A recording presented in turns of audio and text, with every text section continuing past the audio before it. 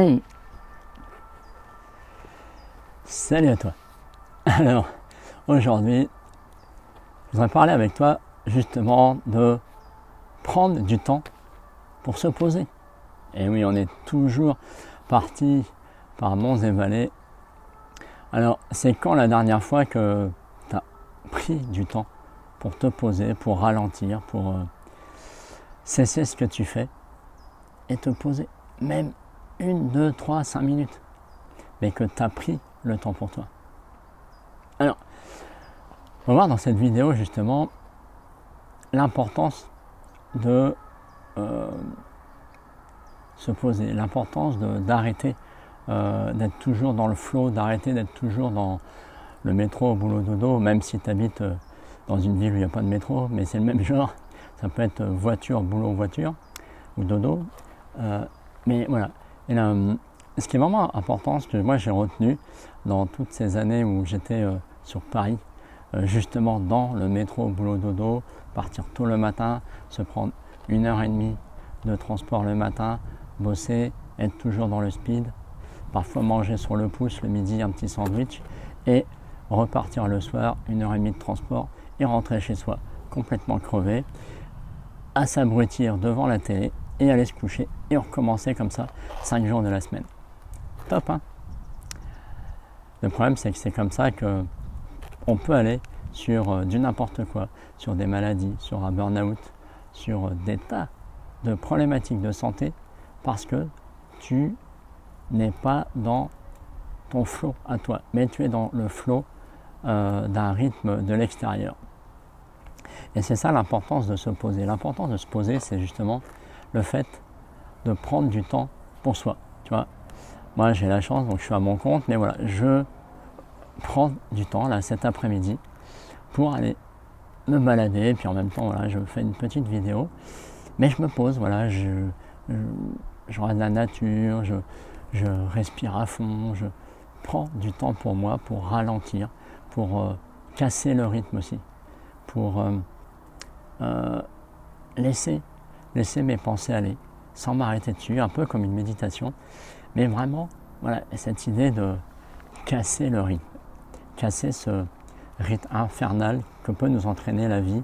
En plus, si tu as des enfants en bas âge, bah, il faut s'en occuper, il faut les gérer, c'est important.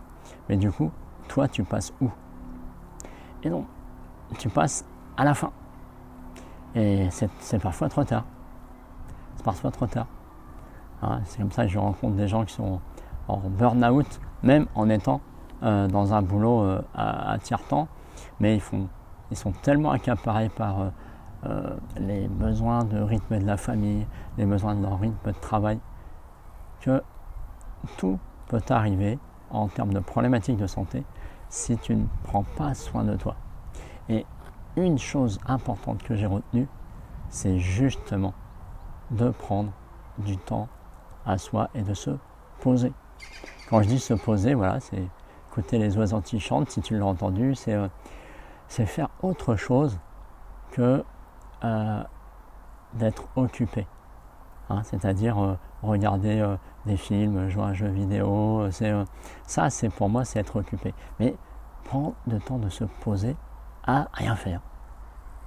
Mais consciemment, hein, pas, et quand je dis rien faire, c'est pas non plus être dans ces pensées négatives. Non, non, c'est être dans un flow, d'admirer les choses, voilà, moi je regarde quand je me promène comme ça, qu'il fait beau ou pas, d'ailleurs je regarde les nuages, les arbres, j'écoute la nature, je m'émerveille devant la nature, devant les belles choses qui se présentent.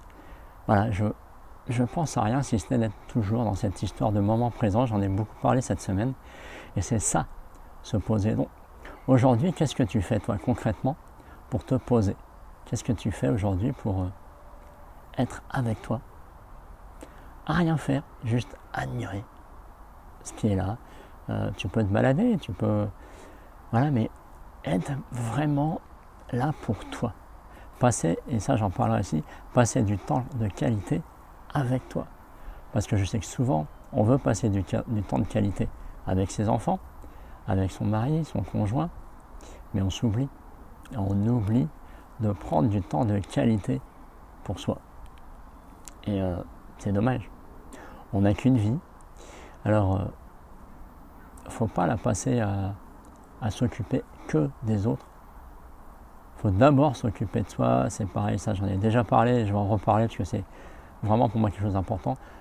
Faut d'abord savoir s'occuper de soi pour mieux s'occuper des autres. Donc, prends du temps pour toi, prends du temps pour apprendre à t'aimer, pour apprendre à apprécier qui tu es, à découvrir qui tu es au travers de voilà, ces choses que tu fais rien que pour toi.